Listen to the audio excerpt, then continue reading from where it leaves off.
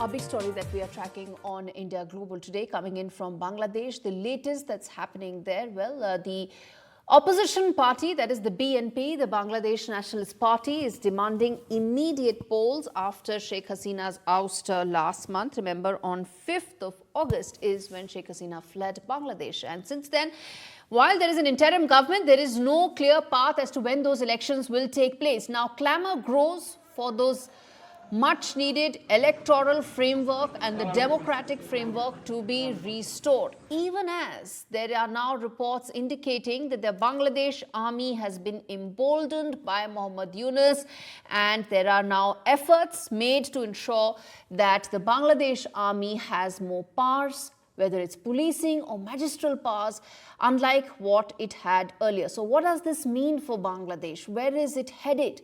At a time when there is clamour for elections and clamour for polls, the Bangladesh interim government is in fact moving towards providing greater policing powers to the army. All right, let's open this up. Let's get in Rumeen Farhana, who is former opposition leader of opposition of Bangladesh, and we also have Saleem Samad, senior journalist, Bangladesh. In fact, Rumeen, let me start with you, ma'am. Let me come to you first on this. Now, what is happening in Bangladesh? Two of these reports, they are very conflicting or counterintuitive, one would say. At a time when there is a groundswell for elections, the interim government is moving towards providing more police powers to the army, away from what many would say the democratic framework that is needed right now. How do you read this? Thank you so much. Thank you so much for inviting me.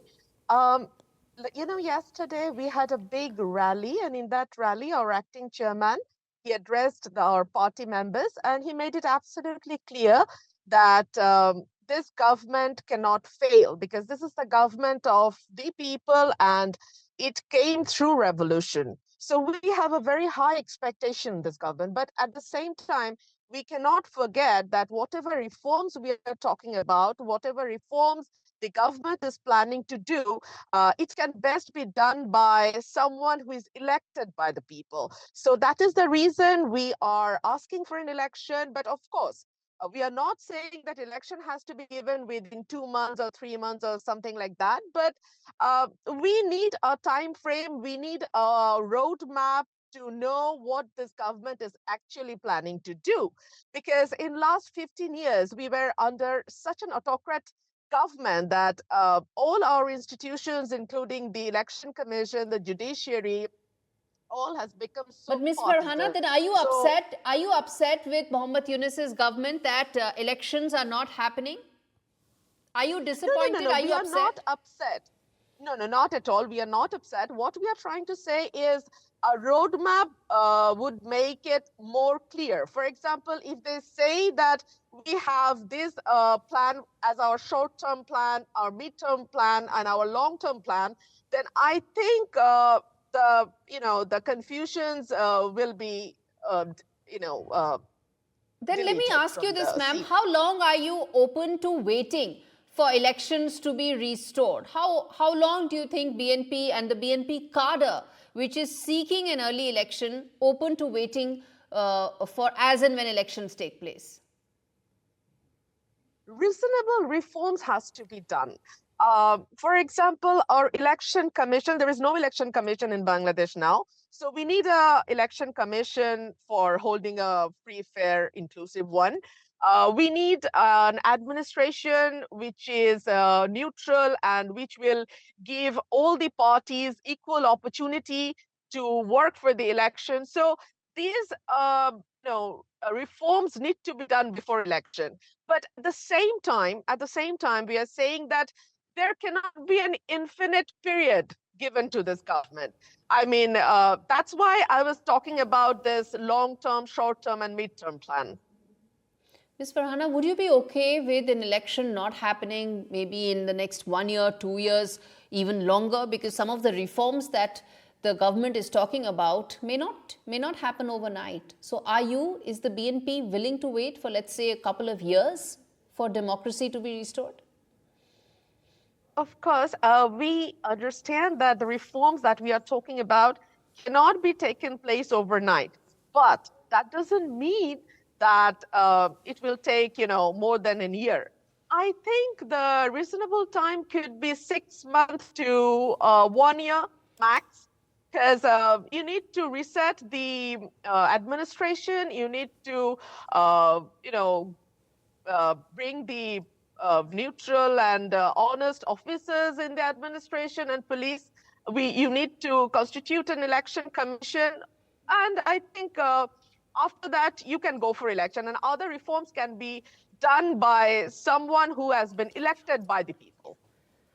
That's a very important point that you're making, which is that 6 months, at best a year, is the maximum that the BNP, the cadre, or in fact the people would wait before elections, or by when elections must happen, democracy must be restored.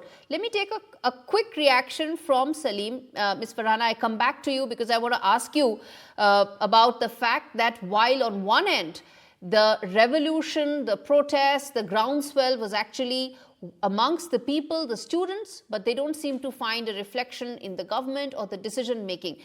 Okay, let's also keep Ms. Farhana in the frame. Saleem, explain to us is there a backlash that the government is facing by giving additional powers of policing and magistral powers to the Bangladesh army? How are the people reacting to it? Because are they in favor of this kind of a change happening? Is this what the protest and the revolution was all about? Thank you for having me, and good evening. First of all, it is very important to understand the situation. 60% of the police have not reported. They are either hiding or they have fled, and some of them has been accused for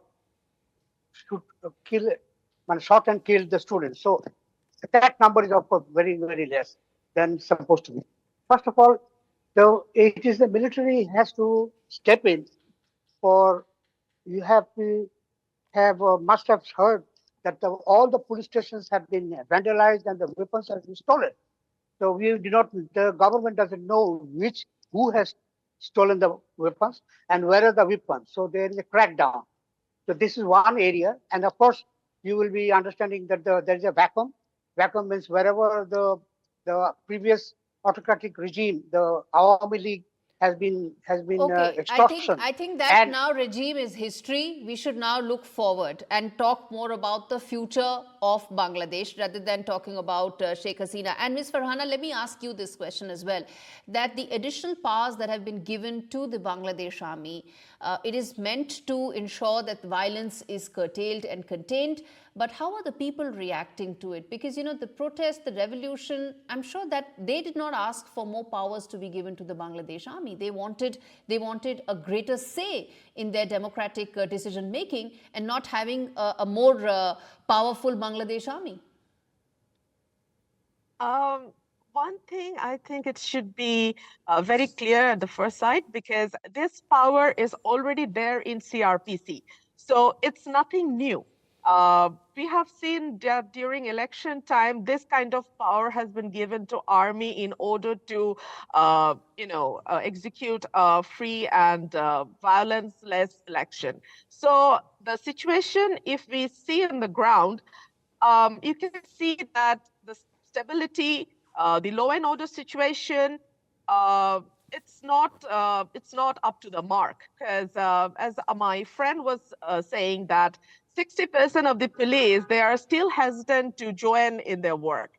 So in order to in order to settle this law and order situation, and as well as in order to bring back the stability, this kind of power, I think, will assist the government to achieve the goal. But Ms. Farhana, then it brings me to ask you this fact that what is the reason for normalcy not being restored? Because 5th of August now seems fairly far back in time now. Things are pretty much working towards normalcy. There's also now global aid, international aid that's coming in. There's talk of restoration of better ties with neighbors. All that is happening. So why is it that Bangladesh's internal dynamics are not coming close to normalcy? And why is it that the local police and local administration work is also now being handed over to the army? Okay. I'm sorry, but I can't help myself mentioning the name of Sheikh Hasina again. If you can remember, in 1991, when she was in the opposition, she publicly declared that I will not let this government run smoothly even for a day. And now she has been ousted from the country. She has taken refuge to India. And now we have seen the unrest that is going on from day one. We have seen the answers. They are trying to do some, coup or something like that. We have faced the unrest in industrial area like Shavar, Ashulia every day. We have seen the police is not working either because of fear or because they are not willing to cooperate the government. So this is the situation. This is the reality now. So I think people are happy as long as the law and order situation is okay, as long as the stability is there. People doesn't have any problem with this army being given some extra power. Okay, so then can I say this, and then I ask this to Saleem as well, which is that the people are not afraid at all that Bangladesh may possibly inch towards a police state given the extra powers being handed over to the Bangladesh army? Not at all. Bangladesh was a police state till 5th August 2024, but after that, Bangladesh is no longer a police state. Okay, okay. Saleem, respond to that as well. Bangladesh was always a police state. I mean, if you are talking about there are different regimes who are in power. But what I am trying to tell you that in 2002, the BNP government had deployed military for anti-crime operation, and of course, let's not discuss about what happened. So that is another issue. So this is the different regime has deployed military for law and order situation. So I don't think that it will be very different from the previous government's previous deployment of military for the law and order situation. Okay, I'm going to wrap this up, but final word, Ms. Farhana, running out of time quickly, which is that what would be your wish list from Mohammed Yunus's government? Because you said you want elections probably max in a year, but in the interim, what would be that one reform that you would want the government to implement that could pave the way for elections to take place?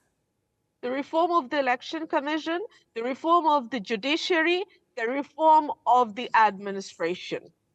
These three sectors have suffered the most, and I hope that this new government, this interim government, will help to build these three institutions in this short time. All right, that's quite a bucket list. Let's see how much of that gets implemented in the time frame that we are looking at. But appreciate Rumeen Farhana for you to join me on this India Global edition, and also Saleem Samad.